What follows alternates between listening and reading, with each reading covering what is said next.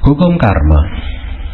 Anda lihat bahwa di alam semesta ini ada perbedaan di mana-mana. Kita lihat saja di ruangan ini, masing-masing dari kita mempunyai wajah yang berbeda. Betul? Kalaupun ada yang kembar di antara kalian, ya, kembar mungkin saja secara sekilas Anda kembar. Mukanya, face-nya, wajahnya mungkin Anda kembar. Tetapi ada hal-hal lain di tubuh kita yang mungkin, atau di tubuh orang yang kembar tersebut tidak sama. Tetap ada saja perbedaan. Kalaupun secara jasmani mereka sama 100%, batin mereka pasti berbeda. Betul ya? Anda lihat, di mana-mana ada perbedaan gitu. Di alam binatang juga ada perbedaan di mana-mana.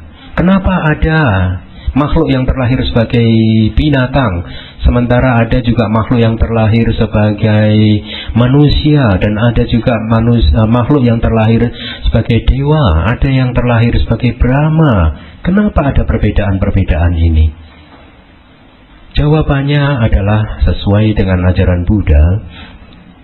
Why atau kenapa? Jawabannya adalah, kita lihat, ini dari Sutta. Semua makhluk adalah pemilik dari karma mereka sendiri. Para siswa terwarisi oleh karma mereka sendiri, lahir dari karma mereka sendiri, terikat dengan karma mereka sendiri, mempunyai karma sebagai perlindungan. Karmalah yang membedakan makhluk sebagai superior ataupun inferior, super ataupun rendah, tingkat atas, tingkat yang baik ataupun yang kurang baik. Kalau saya melafalkannya sebagai karma, ya, bukan kama, ya, ini artinya sama. Karma itu bahasa Sanskerta, biasanya dipakai oleh para bante atau bhikkhuni dari aliran Mahayana. Ya, kalau kama itu bahasa Pali, biasanya dipakai oleh bante di aliran Theravada. Ya, sama saja, merujuk pada satu arti yang sama. Jadi Anda lihat bahwa perbedaan itu terjadi karena karma. Anda ini, kita semua ini pemilik dari karma kita sendiri. Ya, terwarisi oleh karma kita sendiri, lahir dari karma kita sendiri, terikat dengan karma kita sendiri, mempunyai karma sebagai perlindungan. Anda bahagia ataupun Anda menderita, itu karena karma Anda sendiri. Karma adalah perlindungan buat Anda sendiri. Tidak perlu meminta-minta, berilah saya kehidupan yang penuh dengan kebahagiaan. Tidak perlu. Anda cukup berbuat baik saja, maka Anda akan terlindungi. Ya. Kemudian satu hal lagi di dalam sutta yang ingin saya sampaikan kepada Anda, ya. Di Sawati, para biku, sangsara ini adalah tanpa awal yang dapat ditemukan. Titik pertama tidak terlihat oleh makhluk-makhluk yang berkelana dan mengembara karena terhalangi oleh delusi dan terbelenggu oleh keinginan. Delusi itu moha, keinginan itu tanha, nafsu keinginan. Moha dan tanha ini adalah dua akar dari karma.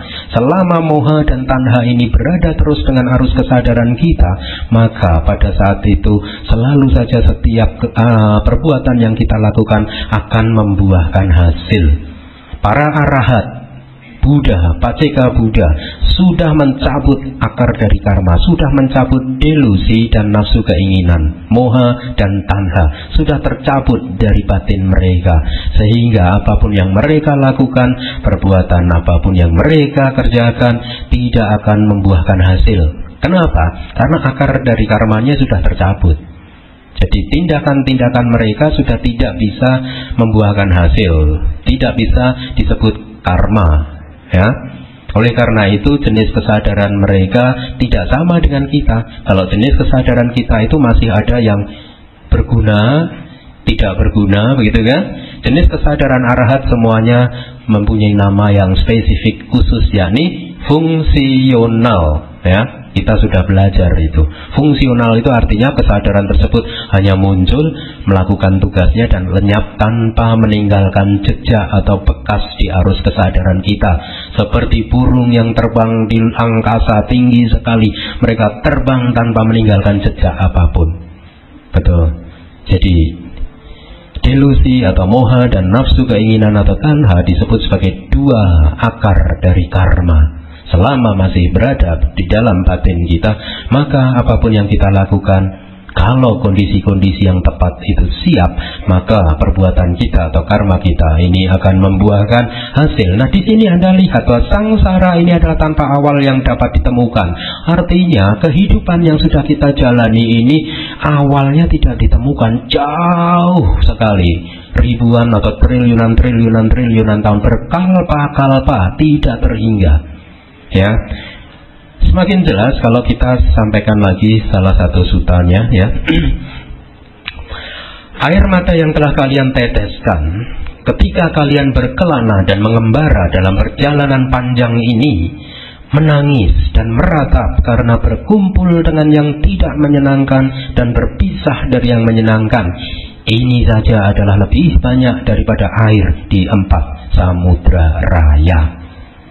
Jadi Anda bayangkan bahwa air mata yang sudah kita tumpahkan selama kita menjalani kehidupan di sangsara ini, ya, ini saja lebih banyak dari air 4 samudra. Di suta berikutnya disebutkan, ya, tulang belulang, ya, yang sudah kita, nah, kalau tulang belulang kita di kehidupan lampau ini kita kumpulkan, maka ketinggiannya juga akan melebihi ketinggian dari Gunung Meru mungkin, ya. Ya, ini hanya untuk menggambarkan kepada kita bahwa kita ini sudah hidup tidak terhitung jumlahnya, berkali-kali. Kalau sementara dari Anda sudah mampu untuk mengingat kelahiran kembali, mungkin yang Anda mampu ingat kelahiran kembali Anda atau kehidupan masa lampau Anda hanya 1 kehidupan atau 2 kehidupan, atau paling banyak mungkin 3-4 kehidupan. Hanya itu. Tetapi ya, yang tidak kita ketahui, yang kita lupa, itu tidak terhitung jumlahnya. Nah, sekarang menjadi semakin jelas. Kalau di dalam ajaran Buddha seperti yang sudah saya sampaikan, bahwa di dalam 1 centikan jari itu miliaran kesadaran muncul lenyap. Artinya apa? Di dalam 1 centikan jari gitu ya, mungkin kita ini selama kehidupan kita ini sudah melakukan karma juga tidak terhitung jumlahnya. Jadi kalau Anda bayangkan hanya 1 centikan jari aja 1 miliar atau miliaran gitu ya, berapa banyak karma yang sudah kita lakukan selama ini? Tidak terhitung. Artinya apa? Timbunan-timbunan karma kita baik di masa lalu yang baik itu yang baik, berguna ataupun tidak berguna, itu juga sudah tidak terhitung jumlahnya. Kalau di dalam 1 jentikan jari saja sudah miliaran kesadaran, di dalam kesadaran ini ada yang dinamakan formasi-formasi mental. Ya, formasi-formasi mental ini membentuk perilaku kita, ya, membentuk sifat-sifat kita, bahkan membentuk wajah atau tubuh kita, jasmani kita. Jadi tubuh kita ini juga dibentuk oleh salah satunya oleh karma. Ya, Anda yang mungkin di masa lalu kehidupan Anda penuh cinta kasih gitu ya, maka pada kehidupan yang sekarang Anda akan mempunyai wajah yang ganteng, wajah yang cantik, ya.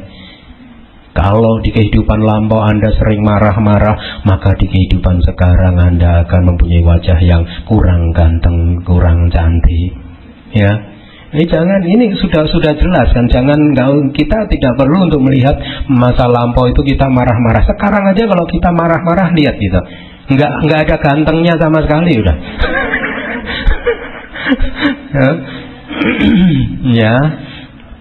Jadi setiap nanti kalau Anda belajar Abhidhamma, ya, disebutkan bahwa materi ini, jasmani ini dibentuk oleh 4 hal. Yang satu adalah karma Anda, itu membentuk jasmani Anda. Yang kedua adalah kesadaran Anda, cita, itu juga membentuk jasmani Anda.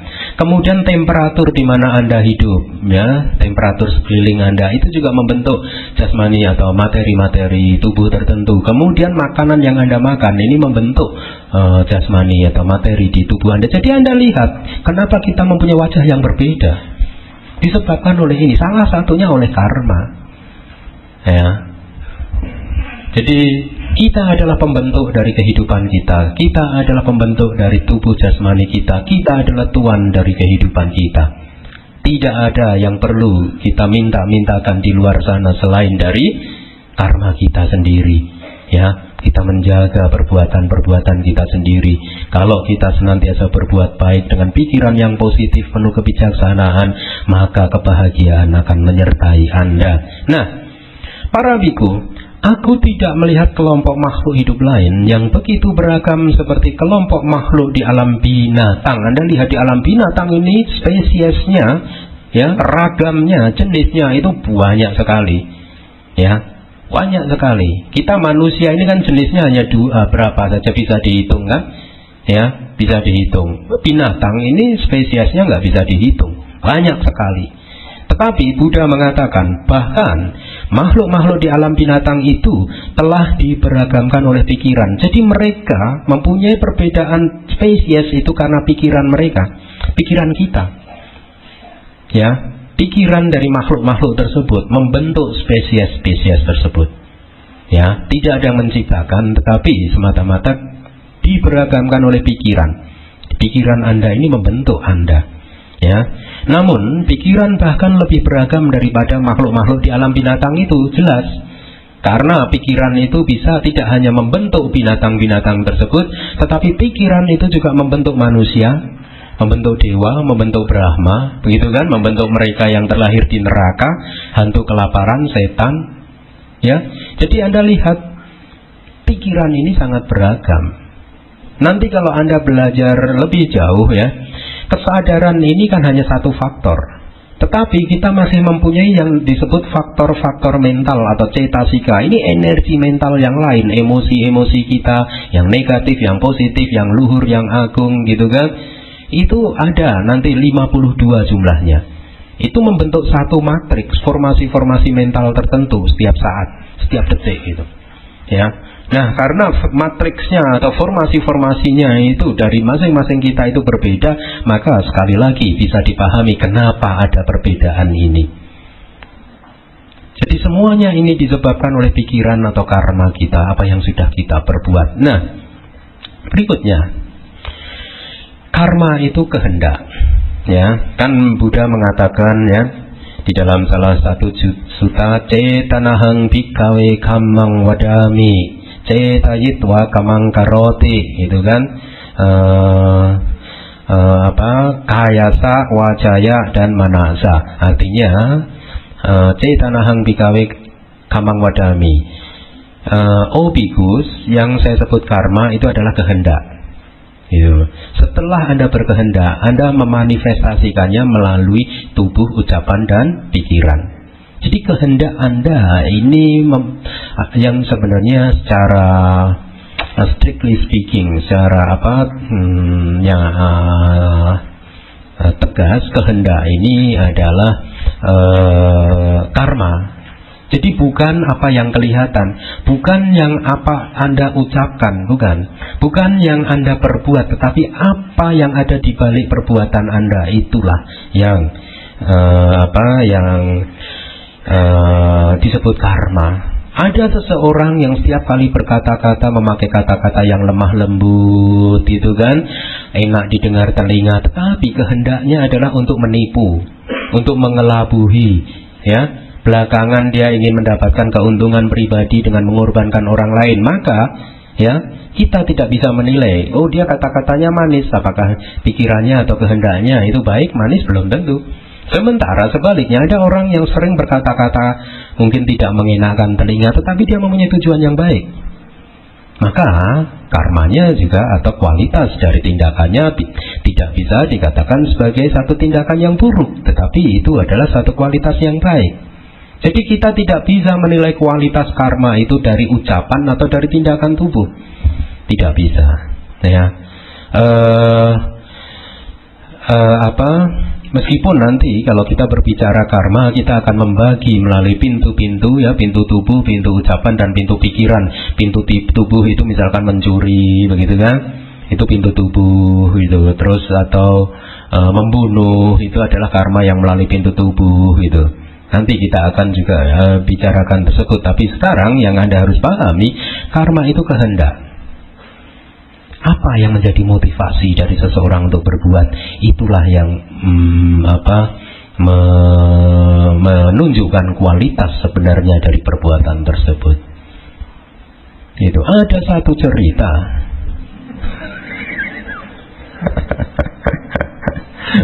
Pada suatu hari ya, seseorang yang baru saja menikah ya, pasangan muda ya.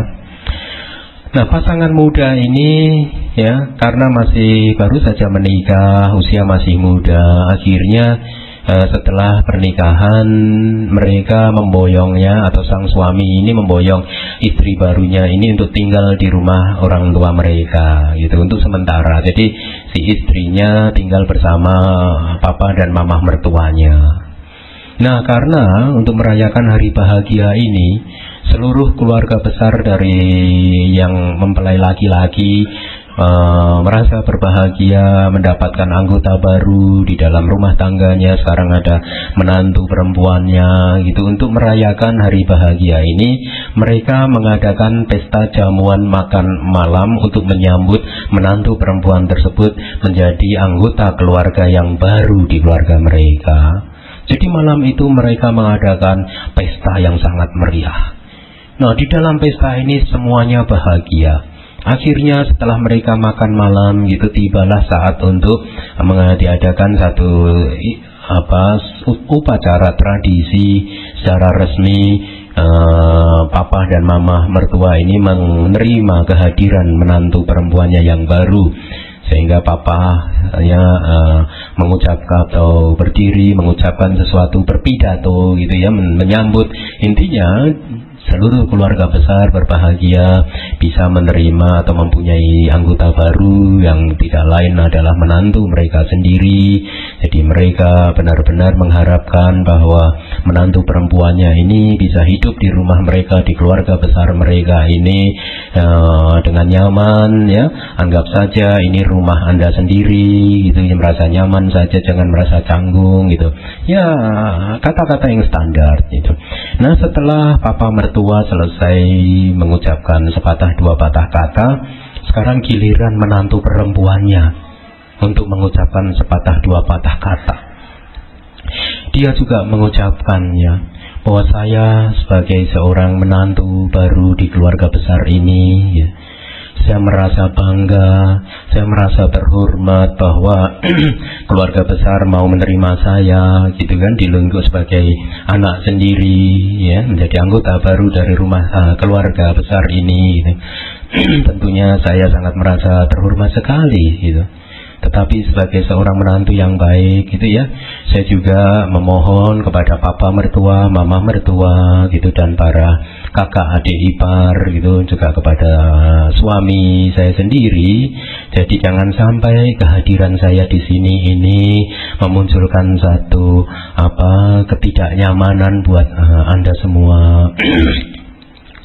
Saya tidak ingin bahwa saya di sini nanti hanya akan memunculkan satu konflik-konflik baru. Karena tujuan saya hadir di sini, hidup di sini semata-mata saya hanya ingin menambah kebahagiaan dari papa, mama, mertua dan semuanya. Saya ingin menjadi satu bagian yang bisa memperkuat kebahagiaan Anda semua, papa, mama. Untuk itu papa, mama ya, saya ingin menyampaikan kepada semuanya bahwa saya tinggal di sini tidak mempunyai keinginan sama sekali, tidak terbersit kepikiran saya ya, sedetik pun tidak ada keinginan untuk merubah tradisi yang sudah dibangun oleh keluarga besar. Apa yang sudah biasa dibangun sejak lama, pasti setiap keluarga itu mempunyai tradisi-tradisi sendiri. Saya tidak ingin merubahnya. Teruskanlah tradisi-tradisi Anda, papa, mama, mertua. Saya tidak ingin merubah apapun. Apa yang sudah biasa Anda lakukan, teruskanlah. Jangan ada yang berubah hanya gara-gara kehadiran saya. Maksud saya adalah, kalau yang biasanya itu sudah terbiasa cuci piring ya sudah terus.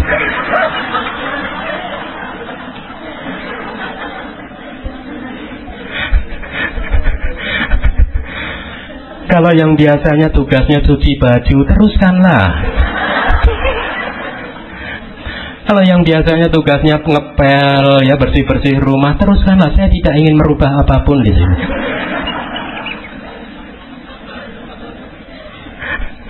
Nah, tugas saya di sini ini semata-mata hanya mengamati suami saya, apakah suami saya melakukan hal yang benar atau tidak.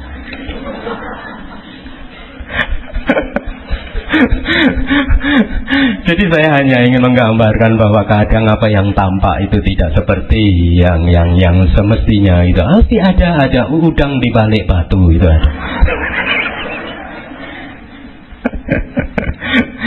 Baik, jadi karma itu adalah kehendak, ya, kehendak.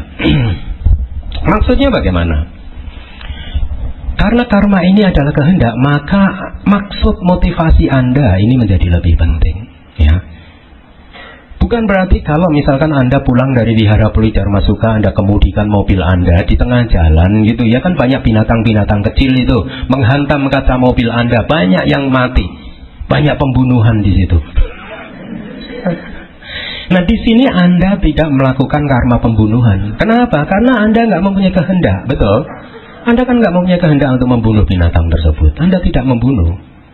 Atau sebaliknya, misalkan contoh lain, Anda ini beranggapan bahwa satu hal tertentu ini adalah satu kebenaran. Ya, ini adalah benar gitu. Kemudian Anda sampaikan kepada teman Anda bahwa ini adalah yang benar itu yang ini. Nah, belakangan hari Anda menyadari bahwa ini nggak benar. Di sini Anda tidak melakukan pelanggaran atau tidak melakukan karma menipu, berbohong masih. Ya, karena pada saat itu Anda menganggap ini adalah hal yang benar. Ya, jadi Anda tidak mempunyai maksud untuk mengelabui, betul? Meskipun belakangan hari Anda menyadari, itu nggak benar, gitu. Ya, kehendaknya di situ. Meskipun kalau kita urai lagi ada bermacam-macam kehendak, bukan, ada bermacam syarat, ada 4 atau 5 syarat untuk sesuatu itu bisa disebut karma. Tapi paling tidak kali ini Anda cukup pahami bahwa kehendak itu, motivasi Anda berbuat itu sangat penting. Nah, setelah Anda berkehendak, maka Anda bisa mengekspresikan kehendak ini melalui tindakan tubuh. Atau katakanlah seseorang ini berkeinginan untuk membunuh nyamuk, katakanlah. Sebelumnya pasti secara sekilas atau cepat sekali ada kehendak untuk menghabisi nyamuk tersebut. Ya, setelah kehendak itu ada, kemudian kehendak ini bermanifestasi atau terekspresikan melalui tindakan tubuh membunuh. Ya, jadi kehendak itu bisa termanifestasikan pertama melalui tindakan tubuh, yang kedua adalah melalui ucapan. Anda ingin mengelabui orang, akhirnya Anda berbohong, ya. Anda tidak menyatakan apa yang sebenarnya. Anda tahu bahwa sebenarnya ini adalah A, katakanlah, tetapi Anda mencoba untuk mengelabuinya. Dan Anda mengekspresikan kehendak Anda ini melalui ucapan dengan harapan orang tersebut tertipu atau terkelabui. Ya, maka kehendak itu termanifestasikan melalui ucapan. Yang ketiga, kehendak itu termanifestasikan melalui pikiran. Ya, ini adalah bentuk-bentuk kehendak yang tidak dikeluarkan lewat tindakan tubuh dan ucapan. Anda mempunyai keinginan jahat, saya benci sama orang tersebut gitu ya. Mudah-mudahan aja orang tersebut kena celaka deh. Ini udah karma pikiran yang buruk. Ya, jadi kehendak itu ya yang melalui pintu pikiran tidak terekspresikan melalui tindakan tubuh dan ucapan, tetapi semata-mata bergerak di pikiran kita. Nah, tubuh, ucapan, dan pikiran ini juga disebut sebagai pintu-pintu karma. Pintu di mana karma ini keluar mengekspresikan diri, kehendak ini keluar mengekspresikan diri, sehingga terjadilah tindakan-tindakan tertentu. Kemudian efek dari karma, ya, kita ini kan di dalam ajaran Buddha ya, semuanya itu ada sebab akibatnya, kondisi-kondisi tertentu akan membuahkan hasil atau efek akibat tertentu. Paling tidak ada 2 efek dari karma. Yang pertama adalah secara psikologis, secara kejiwaan. Efek dari karma yang berkaitan dengan kejiwaan ini bagaimana? Ciri dasar dari karma adalah pada saat Anda melakukan sesuatu, karma apapun, untuk pertama kalinya, maka karma tersebut mempunyai kecenderungan untuk terulang lagi. Dia mempunyai kecenderungan untuk muncul lagi. Sehingga makin lama akan makin sering muncul lagi, makin sering muncul lagi. Nah, pada saat karma tersebut sering muncul gitu, akan membentuk satu kebiasaan yang baru di dalam arus kesadaran Anda. Sebenarnya, pada saat Anda melakukan sesuatu untuk pertama kalinya, maka hal tersebut adalah memulai atau menandai kebiasaan yang baru dari batin Anda. Batin Anda akhirnya akan mempunyai kebiasaan yang baru. Satu saat dia akan terulang lagi, sehingga akhirnya menjadi kebiasaan Anda, sehingga kemudian lama-lama akan menjadi sifat dasar Anda, jadi karakter Anda. Ya, satu tindakan karma itu mempunyai kecenderungan untuk terulang lagi. Setelah terulang beberapa kali akan menjadi kebiasaan Anda, sehingga akhirnya akan menjadi sifat atau karakter Anda. Ya. Ini adalah efek dari karma secara psikologis. Artinya apa? Kalau di dalam kehidupan Anda, ya, Anda meluapkan atau mengikuti arus kesadaran yang berakar pada ketamaan, keserakahan, ya, maka secara perlahan atau pasti tindakan Anda ini akan membentuk karakter Anda sebagai seseorang yang serakah. Karena akan terulang lagi. Kali ini kita tertarik pada laptop ini, tetapi ketertarikan ini, keserakahan ini, ya, nanti lain hari akan mencari objeknya yang lain lagi. Tidak lagi laptop, tapi mungkin mobil. Setelah itu dia akan mencari lagi ketertarikan kepada hal yang lain, sehingga secara perlahan akan membentuk karakter kita menjadi seseorang yang bersifat serakah. Sebaliknya, kalau secara karma Anda melakukan katakanlah kebencian, kemarahan gitu ya, kemarahan ini akan menggumpal, makin lama akan makin terulang terus sehingga membentuk karakter Anda, sehingga makin lama Anda akan dikenal kawan Anda sebagai seseorang yang mempunyai karakter pemarah. Sebaliknya, kalau Anda pada satu titik Anda menahan diri, Anda tahu, waduh ini nggak baik ini untuk untuk meneruskan sifat serakah saya harus menahan diri. Nah, pada saat Anda menahan diri dari keserakahan ini, Anda kembali membentuk tendensi atau kecenderungan batin yang baru. Sehingga perlahan-lahan gitu ya, keserakahan itu akan tergantikan dengan sifat kebalikannya, yakni tidak serakah. Kemarahan, pada saat Anda mampu untuk mengendalikan diri, pada saat itu secara perlahan akan menggantikan sifat marah Anda menjadi orang yang penuh cinta kasih. Ya, hanya menahan diri saja. Oh, ini saya mau marah, ini saya tahan dulu. Proses menahan diri ini sangat penting. Sehingga akhirnya dia akan membentuk tendensi yang baru, kecenderungan yang baru, dan makin lama dia akan makin kuat, sehingga merubah kebiasaan Anda untuk bereaksi secara negatif, merubah karakter Anda, merubah keseluruhan hidup Anda. Kita ini sebenarnya setiap detik, setiap saat mempunyai kesempatan untuk merubah kehidupan kita. Setiap detik, merubah arah kesadaran kita. Kita mau bahagia atau kita mau menderita. Pilihan ada di tangan kita. Kemudian, efek dari karma yang kedua adalah keseimbangan sebab dan akibat. Itu artinya begini, pada saat Anda berbuat karma, Anda itu menanam benih. Ya, benih ini kalau mendapatkan kondisi yang tepat, maka dia akan tumbuh dan berkembang dan berbuah. Ya, hukum karma mengatakan kalau Anda sesuai benih yang ditanam, maka demikianlah buah yang akan Anda petik. Kalau Anda menanam benih kebajikan, maka kebahagiaan akan Anda petik. Kalau Anda menanam benih kejahatan, maka penderitaan yang akan Anda petik. Setimpal, seimbang. Hasil dari karma itu sesuai dengan sifat atau kualitas moral dari karma itu sendiri, dari benihnya itu sendiri.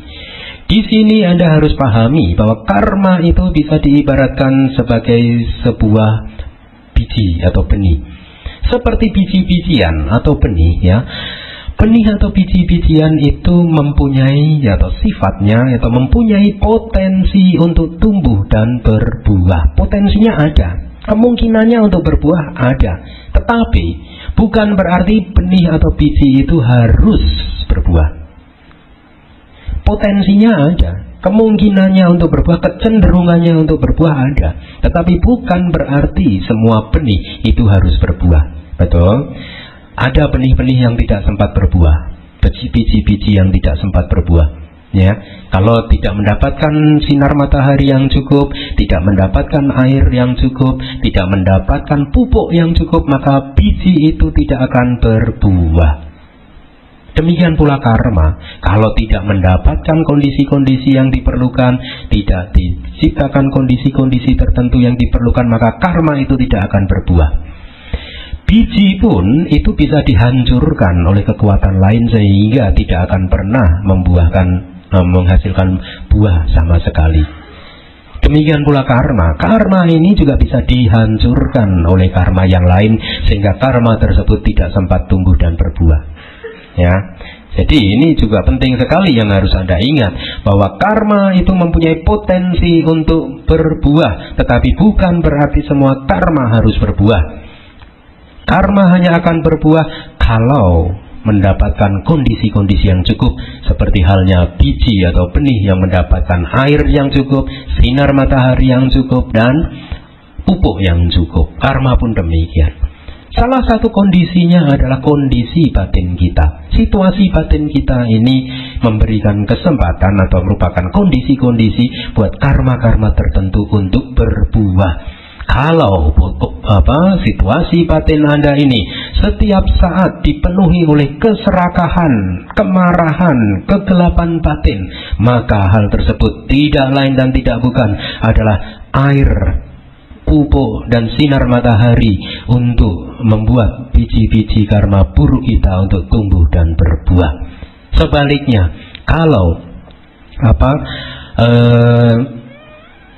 batin kita, pikiran kita senantiasa dipenuhi oleh pikiran-pikiran positif, kualitas-kualitas yang positif, penuh kedermawanan, penuh ketidakmelekatan, banyak berdana, gitu kan, banyak melakukan satu kebajikan-kebajikan, kemudian membangkitkan satu kualitas batin yang dipenuhi oleh cinta kasih terhadap semua makhluk, kewelas asihan terhadap semua makhluk, membangkitkan batin yang dipenuhi oleh kebijaksanaan di dalam tindakan-tindakan kita, maka kualitas batin yang demikian ini akan mengkondisikan karma-karma baik di masa lalu untuk tumbuh dan berbuah.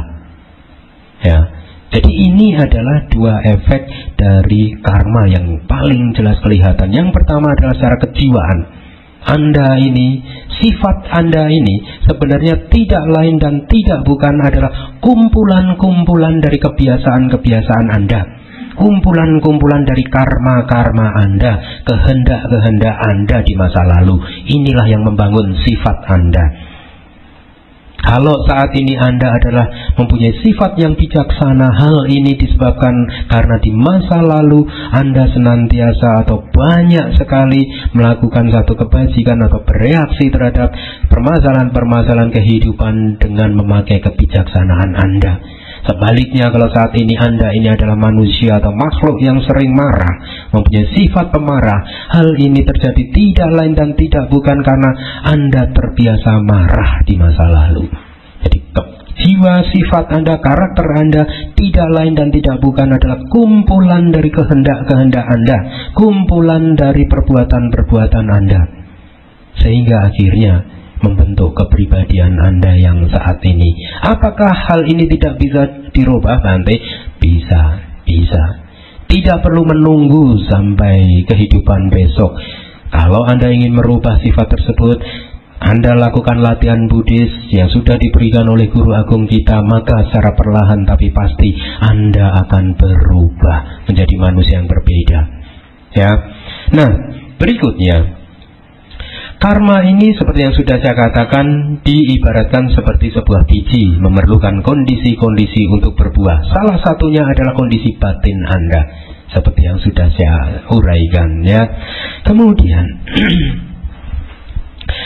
karma itu bisa memberikan hasil di beberapa waktu yang berbeda. Artinya begini, Anda berbuat karma sekarang di kehidupan saat ini, ya. Karma tersebut mempunyai kemungkinan akan berbuah di kehidupan saat ini juga.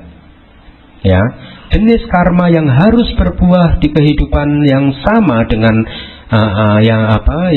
pada saat karma itu diperbuat. Kalau karma tersebut tidak berbuah di kehidupan saat ini, Setelah Anda bertumimba lahir, maka karma tersebut menjadi tidak berfungsi lagi, tidak akan membuahkan hasil lagi. Tetapi ada juga karma yang membuahkan hasil di kehidupan setelah yang ini. Katakanlah sekarang ini kehidupan pertama, maka setelah ini jadi kehidupan yang kedua. Jadi Anda berbuat karma di kehidupan pertama ini, sekarang ini, buahnya hanya akan bisa dipetik di kehidupan kedua setelah ini. Kalau di kehidupan yang kedua, karma tersebut tidak mendapatkan kesempatan untuk berbuah, maka karma tersebut menjadi ahosi, tidak berfungsi lagi, tidak membuahkan hasil, lenyap. Tetapi ada juga karma yang membuahkan hasil dimulai pada kehidupan yang ketiga. Jadi setelah yang kedua itu, seterusnya selama kita berada di sangsara, tidak terhingga, akan terus menerus mengikuti kita. Nah, karma yang demikian ini sangat mempunyai kekuatan yang sangat luar biasa, karena akan terus mengikuti kita selama kita berada di dalam lingkaran tumimba lahir. Karma yang demikian ini hanya akan menjadi ahosi atau tidak berbuah pada saat Anda parinibbana, mencapai tingkat kesucian arahat dan masuk atau parinibbana. Jadi Anda lihat bahwa karma itu mempunyai kekuatannya masing-masing. Ada yang membuahkan hasil kehidupan sekarang, ada yang hanya berbuah di kehidupan kedua atau ketiga dan seterusnya. Dengan demikian Anda bisa memahami kenapa di dunia ini seperti Anda lihat di layar, ada orang baik yang hidup penuh penderitaan. Nah, di kehidupan yang sekarang kan Anda banyak melihat kan, ini orang kayaknya orangnya baik sekali, tetapi kenapa hidupnya tidak beruntung ya? Banyak kan? Kok menderita ya? Anda sekarang bisa menyadari orang baik tersebut yang menderita, hal ini terjadi karena disebabkan timbunan karma baik dia di masa lalu belum berbuah. Tetapi orang yang demikian ini ya, perbuatan baik yang dia lakukan, meskipun dia hidup menderita, tapi dia terus melakukan perbuatan baik, perbuatan tersebut cepat atau lambat di masa depan nanti akan membuahkan hasil. Demikian pula sebaliknya, Anda lihat di layar, ada yang orang jahat seumur hidup, tapi hidupnya penuh keberuntungan. Ada. Hal ini juga disebabkan karena karma baik dari masa lalu berbuah. Karma jahat yang dia perbuat di kehidupan yang sekarang belum berbuah, tetapi cepat atau lambat orang ini akan memetik buah kejahatannya sendiri. Ya, jadi dengan mengetahui ajaran-ajaran dharma yang demikian, kita tidak gampang atau paling tidak manfaat yang nyata, kita tidak gampang lagi menghakimi orang. Oh, ini orang jahat amat sih gitu. Emang kamu nggak pernah berbuat jahat? Banyak, cuman sekarang aja belum berbuah, gitu kan? Ini orang menderita banget sih itu. Satu saat kita pun nanti akan menderita kalau kita tidak menjaga, merawat timbunan karma-karma baik kita. Oleh karena itu, bagaimana supaya kita senantiasa bisa menjadi manusia yang beruntung? Terus menerus sucikan pikiran Anda, bersihkan pikiran Anda, perbanyak perbuatan baik, karena hanya dengan demikianlah Anda hanya akan mengkondisikan karma-karma baik tersebut untuk berbuah. Ya. Kemudian, bagaimana membedakan karma berguna dan tidak berguna? Karma baik dan tidak baik. Paling tidak ada dua. Yang pertama adalah kehendak. Anda lihat kehendaknya. Kehendaknya baik atau tidak? Kehendaknya mau merugikan orang lain atau tidak, ya. Kalau kehendak tersebut bertujuan untuk merugikan orang lain gitu ya, seperti kata Buddha, kalau Anda berbuat sesuatu kita harus merenungkannya. Kalau itu merugikan kita sendiri atau merugikan orang lain atau merugikan dua-duanya, maka jangan lakukan itu, karena hal ini adalah tidak baik. Tetapi sebaliknya, kalau Anda mau berbuat sesuatu, Anda renungkan bahwa perbuatan ini akan membawa kebaikan buat Anda, atau kebaikan buat orang lain, atau kebaikan buat keduanya, maka lakukanlah hal tersebut, karena itu adalah kebajikan, perbuatan baik. Nah, kita bisa mengerti kualitas karma itu dari kehendaknya. Kehendaknya apa nih? Baik atau tidak? Ya. Kemudian kita bisa mengerti kualitas karma itu paling tidak dari akarnya. Kita sudah belajar tentang akar. Ada berapa akar? 6. Loba, dosa, moha. Loba, dosa, moha. Ketamaan atau keserakahan, kebencian, delusi atau kegelapan batin. Kemudian akar yang baik adalah tanpa keserakahan atau tanpa ketamaan, tanpa kebencian dan tanpa delusi atau kebijaksanaan. Nah, kalau Anda melakukan sesuatu muncul dari akar-akar yang buruk, loba, dosa, moha, maka karma Anda adalah karma buruk. Sebaliknya, kalau Anda melakukan sesuatu, batin Anda bersih, kesadaran yang muncul berasal dari akar-akar yang baik, ya, tanpa keserakahan atau tanpa kebencian atau tanpa delusi atau kebijaksanaan, maka karma Anda adalah karma baik.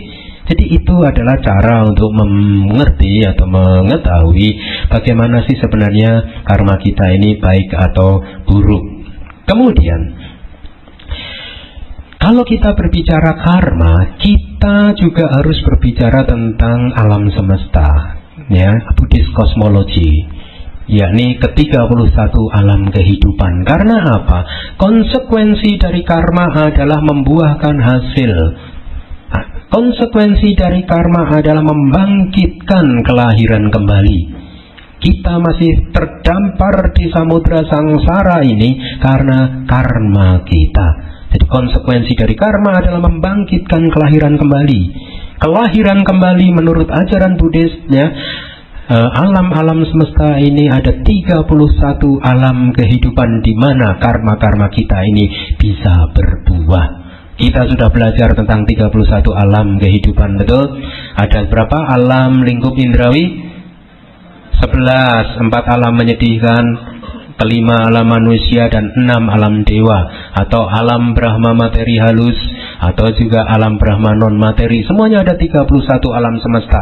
31 alam ini adalah tempat di mana karma berbuah, membuahkan hasil, bermanifestasi dalam bentuk kelahiran kembali. Nah, di dalam kosmologi Buddhis kita mengenal ada alam lingkup indrawi, ada 11. Kemudian di atasnya ada alam lingkup materi halus, ya, ada berapa? 16 jumlahnya. Kemudian di atasnya lagi ada alam lingkup non materi, ada 4 alam kehidupan di alam tersebut, sehingga semuanya itu menjadi 31 alam kehidupan. Nah, kesadaran disebut sebagai perancang dari alam semesta ini. Buddha mengatakan cittena niyati loko, artinya alam kehidupan ini, bumi ini, alam semesta ini digerakkan oleh karma, ya, oleh cita, kesadaran. Di dalam sutta yang lain juga dikatakan kammuna niyati loko, karmalah yang menggerakkan kehidupan ini. Kenapa? Anda lihat 31 alam kehidupan itu sebenarnya bisa ditemukan di dalam pikiran atau batin kita. Semuanya. Kita ini mempunyai benih-benih dari semua alam kehidupan itu. Karena pada hakikatnya tidak lain dan tidak bukan alam kehidupan itu adalah manifestasi yang tampak dari apa yang ada di dalam batin dan pikiran kita. Untuk lebih jelasnya begini, mungkin pada satu saat batin dan pikiran Anda dikuasai oleh kemarahan, oleh kebencian, kemarahan yang membabi buta. Maka pada saat itu kemarahan tersebut sebenarnya adalah biji atau benih, ya, untuk terlahir di alam neraka. Mungkin di saat yang lain batin dan pikiran Anda dipenuhi oleh pikiran-pikiran yang penuh dengan keserakahan, kemelekatan. Maka pikiran yang demikian ini tidak lain dan tidak bukan adalah benih-benih untuk terlahir di alam hantu-hantu kelaparan. Atau Anda dipenuhi oleh kecemburuan-kecemburuan tertentu, Anda dipenuhi oleh nafsu untuk menginginkan jabatan, mendapatkan satu kekuasaan, maka pada saat itu Anda menanam benih-benih untuk terlahir di alam asura. Atau pada satu saat batin dan pikiran dipenuhi oleh delusi, kegelapan batin, kebodohan batin, maka hal tersebut tidak lain dan tidak bukan adalah benih atau biji-biji untuk terlahir di alam binatang.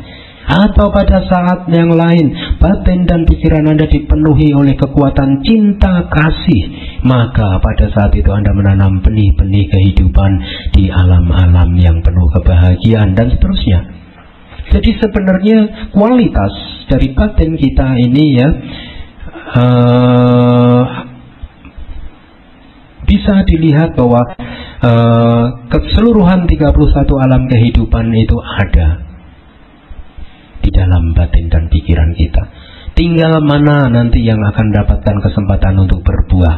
Kalau Anda yang Anda rawat adalah batin-batin atau karma-karma yang buruk, maka karma buruk itu akan akan tumbuh dan berbuah. Tetapi sebaliknya, kalau Anda senantiasa merawat dengan pikiran yang baik, dengan senantiasa melakukan perbuatan baik, maka pada saat itu karma baik yang akan tumbuh dan berbuah. Oleh karena itu, kesadaran adalah perancang dari alam eksistensi, karena alam eksistensi bisa ditemukan di kesadaran kita. Semuanya, ke-31 alam ada di dalam pikiran kita. Kemudian, alam eksistensi adalah tempat buat kesadaran untuk menyalurkan tendensinya. Artinya, kalau Anda menyukai kemarahan, maka setelah kehidupan ini, kemarahan Anda akan menemukan tempatnya di neraka. Sebaliknya, kalau Anda senantiasa merawat kebijaksanaan Anda, maka kebijaksanaan tersebut akan mendapatkan tempatnya yang layak, yakni di alam-alam yang penuh kebahagiaan. Anda mempunyai jiwa cinta kasih, maka kebahagiaanlah yang akan mengikuti Anda. Selanjutnya, alam eksistensi adalah manifestasi visible atau yang kelihatan dari energi yang bekerja di kesadaran. Jadi apa yang sudah saya jelaskan menjadi jelas sekali, bahwa energi yang bekerja di kesadaran kita ini ya akan termanifestasikan, terlihat di alam eksistensi ini. Bumi ini menjadi rusak karena mungkin saja mereka yang memegang kendali di dalam kehidupan ini mempunyai pikiran-pikiran yang rusak. Sebaliknya, bumi ini akan menjadi baik kalau mereka yang memegang kendali di dalam kehidupan di bumi ini mempunyai pikiran-pikiran yang baik. Rumah tangga Anda menjadi baik kalau kesadaran yang Anda bangun adalah dari jenis kesadaran yang baik. Sebaliknya, rumah tangga itu akan berantakan kalau setiap saat yang Anda salurkan keluar adalah jenis-jenis kesadaran yang tidak baik. Nah, kita sudah berbicara tentang karma. Kadang terkesan sangat mengerikan, ya. Tetapi sebenarnya pada saat Anda menguasai atau mengerti hukum karma dan Anda melatih dharma, tidak ada yang perlu dikhawatirkan. Kita tahu bahwa selama ini kita sudah melakukan kebajikan. Oleh karena itu, kita juga tahu bahwa kebahagiaan pun akan menanti kita. Nah, kita ini bukanlah makhluk tanpa harapan yang terpenjara oleh masa lalu atau oleh karma masa lalu. Waduh Bante, kita ini sudah banyak berbuat karma di masa lalu, terus gimana dong kita bisa lepas dari karma-karma kita? Saya katakan kepada Anda bahwa karma itu bisa dibedakan menjadi dua, yakni karma masa lalu dan karma sekarang. Karma Anda yang sekarang inilah yang lebih penting. Jadi inilah karma Anda yang sekarang ini besar kemungkinan yang akan menentukan kualitas kehidupan Anda. Bagaimana Anda bereaksi terhadap permasalahan-permasalahan kehidupan pada saat ini. Reaksi-reaksi Anda pada saat ini adalah karma-karma Anda pada saat ini, ya. Sehingga kalau Anda bereaksi secara positif, maka kebahagiaan akan selalu, kedamaian akan mengikuti Anda. Sebaliknya kalau Anda bereaksi secara negatif, maka penderitaan akan menghampiri Anda. Nah, tanggung jawab ada di tangan kita, tidak oleh orang lain. Apapun yang Anda alami di dunia ini, semuanya itu karena Anda sendiri yang berbuat. Oleh karena itu sudah tidak sepantasnya kita menyalahkan orang lain. Kalau ada orang lain yang berteriak-teriak kepada Anda, lu cia cuy meo cokang, maka Anda tahu bahwa Anda sedang memetik buah karma buruk Anda. Apapun, kalau Anda melihat objek-objek yang tidak baik, Anda tahu bahwa saat ini Anda sedang memetik buah karma buruk Anda. Kalau Anda sedang melihat objek-objek yang baik, maka Anda tahu bahwa saat ini Anda sedang memetik buah-buah karma baik Anda. Jadi tanggung jawab itu ada di tangan kita. Kita adalah tuan dari kehidupan kita. Anda mau bahagia, Anda mau menderita, semuanya ada di tangan Anda. Kehendak hanya ada di masa kini. Jadi masa kini ini sangat penting. Karma masa lalu itu sudah terjadi, ya sudah. Mereka memang mempunyai potensi, kemungkinan untuk berbuah. Tetapi buat karma tersebut untuk berbuah sangat diperlukan kondisi-kondisi saat ini. Seperti yang sudah saya jelaskan, perbuatan Anda saat ini lebih penting. Ya, perbuatan Anda saat ini akan mengkondisikan karma-karma tertentu untuk tumbuh dan berbuah. Memang benar, ada sebagian karma yang sangat berat, ya, tipe karma yang sangat berat sekali. Jadi apapun yang Anda lakukan, meskipun Anda sudah berbuat baik, ya, seumur hidup, tetapi karena ada karma yang berat sekali, karma buruk yang berat, akhirnya akan berbuah dan memunculkan kesusahan, kesulitan hidup, penderitaan di dalam kehidupan Anda. Benar, iya, ada jenis-jenis karma yang sifatnya sangat berat tersebut. Artinya apa? Tidak terpengaruh oleh apapun yang Anda berbuat, dia tetap akan berbuah. Tetapi jenis-jenis karma yang demikian ini sangat sedikit sekali. Sebagian besar dari karma kita ini ditentukan oleh cara hidup kita di saat ini, sekarang ini. Kalau saat ini, sekarang ini, Anda munculkan senantiasa pikiran-pikiran yang positif, penuh cinta kasih, penuh welas asih, penuh kebijaksanaan, meskipun Anda secara materi, Anda ini miskin, tetapi Anda serasa hidup di dalam surga. Dan perbuatan-perbuatan Anda ini tidak lain dan tidak bukan adalah benih-benih untuk terlahir di alam surga, alam-alam yang penuh kebahagiaan. Sebaliknya, meskipun Anda ini adalah orang yang kaya raya, tetapi setiap saat, setiap detik, pikiran dan batin Anda dipenuhi oleh kekotoran-kekotoran batin, oleh kebencian, oleh kemelekatan, oleh ketidakbijaksanaan, maka Anda adalah orang kaya yang menderita. Kekotoran batin tersebut, kebencian, kemarahan tersebut, kemelekatan tersebut tidak lain dan tidak bukan adalah benih-benih untuk terlahir di alam-alam yang penuh penderitaan. Jadi cara hidup Anda saat ini, detik ini, saat demi saat adalah sangat penting. Reaksi Anda terhadap permasalahan kehidupan adalah sangat penting. Saya sudah memberi contoh orang yang dimaki-maki, betul? Ada dua orang sedang bercakap-cakap, dia tahu-tahu datang orang ketiga memaki-maki orang yang pertama. Orang yang pertama bereaksi secara negatif, membalas makian dengan makian, kemarahan dengan kemarahan, akhirnya dia menderita. Dia berpikiran bahwa penderitaan dia disebabkan oleh orang yang memaki-maki dia.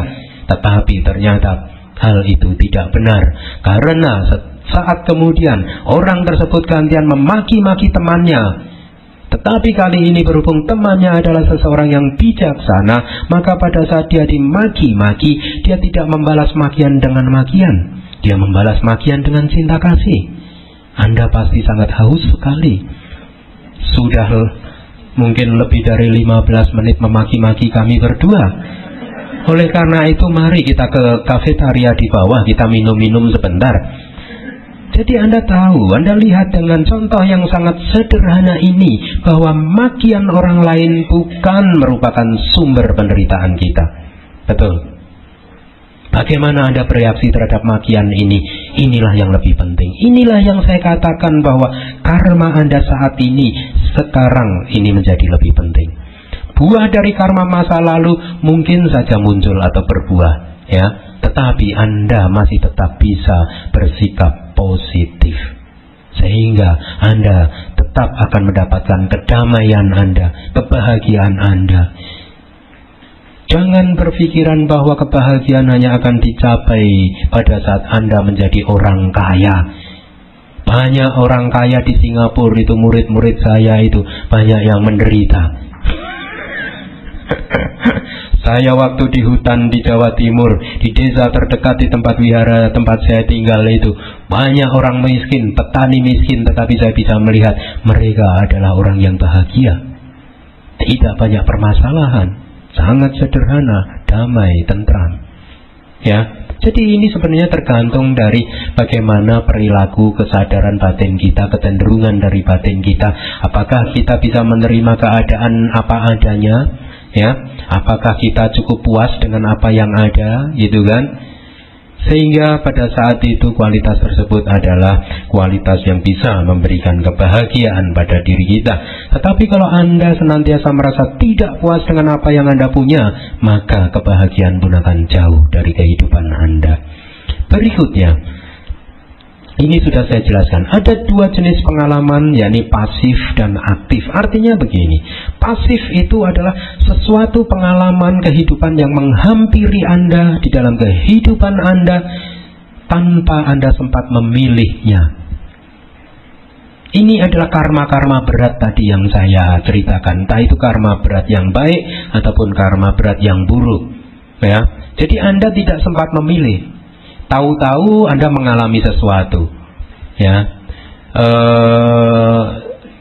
saya waktu mengajar Abhidhamma Mithisi di Dharma Bhakti, ya, itu pada hari kesekian itu ada salah satu umat masih muda, umur mungkin masih 29 atau 30-an tahun gitu ya. Nah dia hari itu, malam itu dia mengantar saya pulang ke wihara.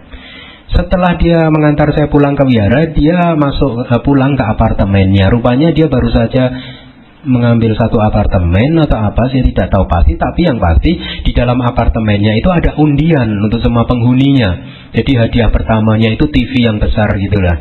Nah, saya kira-kira begitu. Nah, setelah dia mengantar saya ke wihara gitu ya, itu tahu-tahu itu pulang ada undian itu. Sebelum dia naik masuk ke apartemennya, dia ngambil undian itu. Dari berapa ratus atau mungkin ribuan penghuni gitu ya, ada kan? Dia ngambil dapat hadiah yang pertama gitu.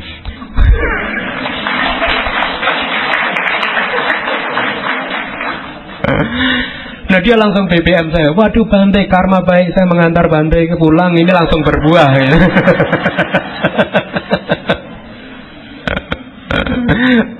Ya bisa jadi demikian, bisa jadi juga tidak, gitu kan? Itu mungkin karena karma-karma dari masa lalu tiba-tiba muncul tanpa dia kehendaki, gitu. Ya, muncul dengan sendirinya, meskipun dia juga mengambil undian tersebut, tapi sebenarnya kan tinggal mengambil tanpa ada apa-apa. Gitu. Tenaga karma dari masa lalu muncul berbuah.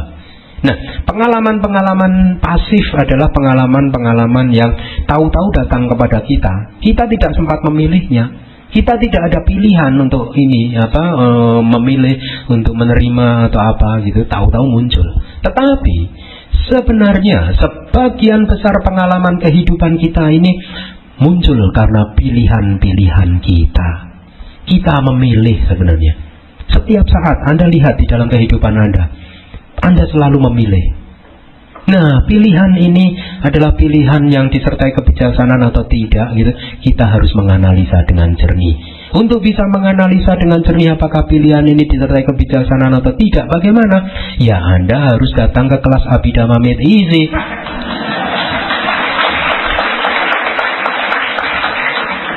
Karena dengan menghadiri kelas ini paling tidak Anda mengetahui apa sih kebijaksanaan, apa sih yang tidak bijaksana, kan begitu. Anda tahu mana yang baik, mana yang buruk, betul? Ya, itulah sebagian besar pengalaman kehidupan kita ini sebenarnya muncul karena pilihan-pilihan kita. Hanya sedikit sekali pengalaman-pengalaman yang pasif, pengalaman yang tiba-tiba muncul tanpa kita kehendaki, sedikit sekali.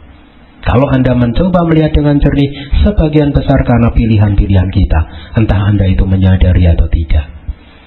Nah, sekarang kita akan berbicara tentang, kalau tadi saya katakan bahwa karma itu hanya terus-menerus membawa kita di dalam lingkaran tumimbal lahir, ya, tidak akan pernah terlepas atau keluar dari lingkaran tumimbal lahir.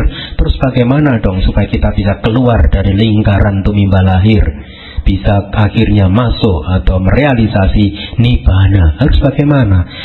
Kita atau secara teknis kita istilahkan sebagai bagaimana sih melampaui karma. Untuk melampaui karma tidak lain dan tidak bukan kita harus melakukan atau berlatih meditasi vipassana. Di dalam meditasi vipassana kita sejak awal diharapkan untuk bisa melihat segala sesuatu sebagaimana adanya.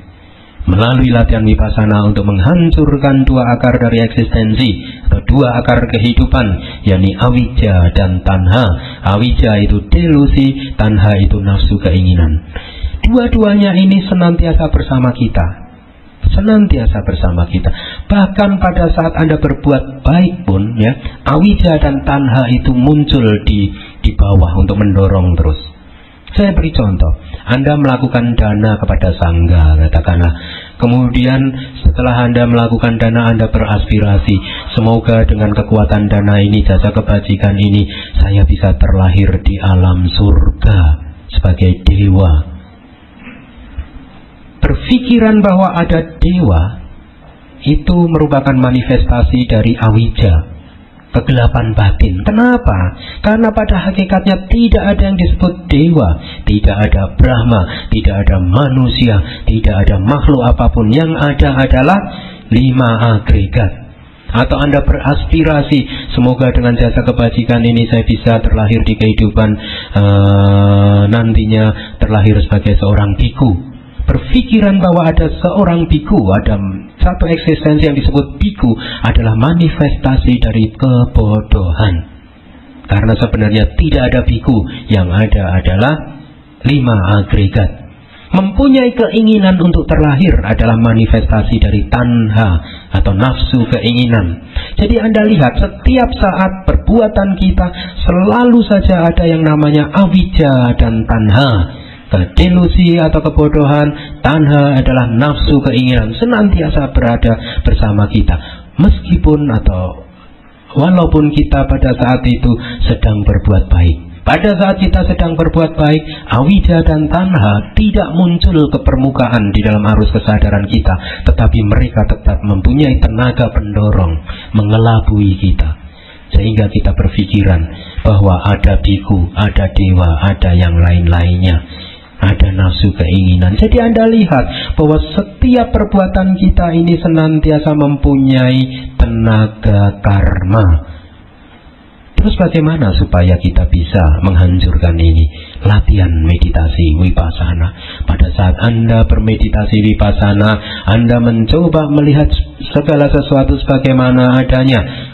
Objek mata Anda, objek telinga Anda, reaksi-reaksi Anda lihat sebagaimana adanya, sehingga secara pelan-pelan tapi pasti kebijaksanaan Anda akan makin meningkat, sehingga pada akhirnya kekuatan kebijaksanaan ini bisa memotong avijja dan tanha, dan Anda pun menjadi manusia yang tercerahkan, Sotapanna, Sakadagami, Anagami, Arahat.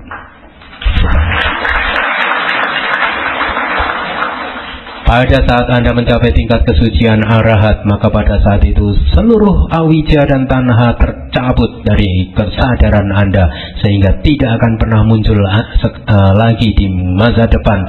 Sejak saat itu pula kualitas kesadaran seorang arahat berbeda dari kualitas kesadaran yang lain.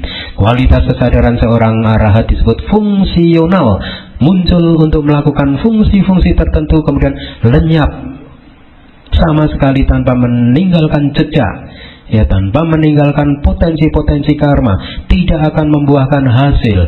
Seperti seekor burung yang terbang menembus angkasa, dia sama sekali tidak meninggalkan jejak sama sekali. Demikianlah latihan yang harus kita lakukan untuk bisa melampaui karma, sehingga kita semua segera bisa terbebaskan dari sangsara. Semoga Anda semua bisa terbebaskan dari sangsara. Semoga Anda semua bisa terbebaskan dari sangsara. Semoga Anda semua bisa terbebaskan dari sangsara. Sadhu, sadhu.